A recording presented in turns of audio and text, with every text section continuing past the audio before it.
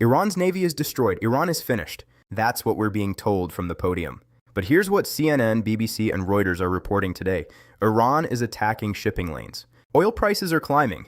Arab neighbors are on edge. And American senators from both parties are publicly saying there was no verified proof that Iran was about to strike the United States.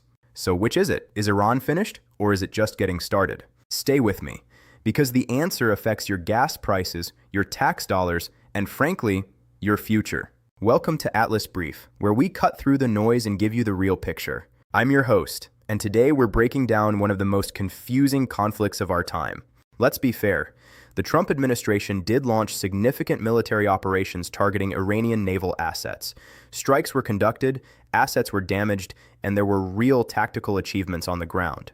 That part is real. Credit where it's due. Projecting strength in a volatile region can deter further escalation. And historically, a show of force has sometimes brought adversaries to the table faster than diplomacy alone.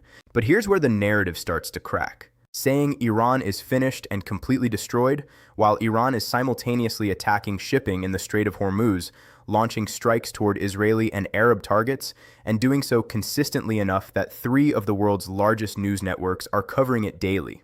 That's not a victory speech. That's a contradiction. This is where it gets uncomfortable and important. Multiple U.S. senators in public hearings on record have stated that the intelligence justifying this military action was inconclusive at best.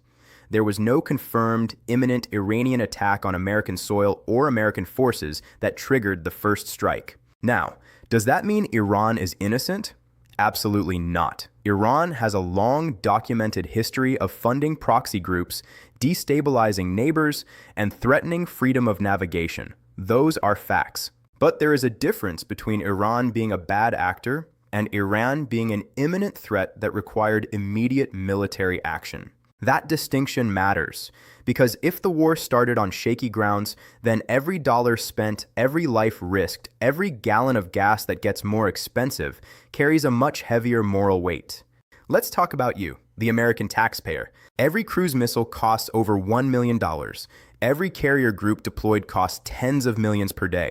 And now, with Iranian disruptions in the Strait of Hormuz, a choke point for 20% of the world's oil supply, energy prices are rising again.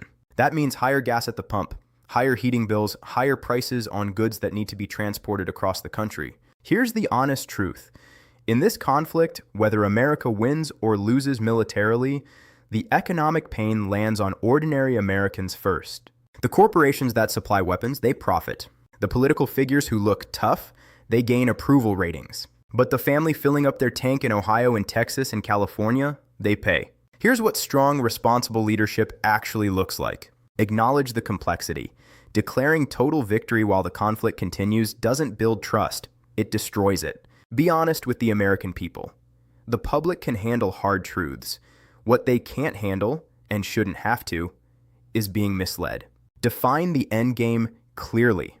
What does winning actually look like? When do the troops come home? When do gas prices stabilize? These are legitimate questions that deserve legitimate answers. Protect the economy. Any military strategy that doesn't account for its domestic economic impact is an incomplete strategy. Iran is not finished. The conflict is not over, and the American people deserve a clear-eyed, honest conversation about what comes next. This isn't about being pro-war or anti-war. This isn't about one party or one president. This is about holding power accountable, because that's what a healthy democracy requires. If you want analysis that respects your intelligence, subscribe to Atlas Brief, hit the bell, share this with someone who's asking the same questions. I'm Sawyer. Stay informed, stay sharp. We'll see you in the next one.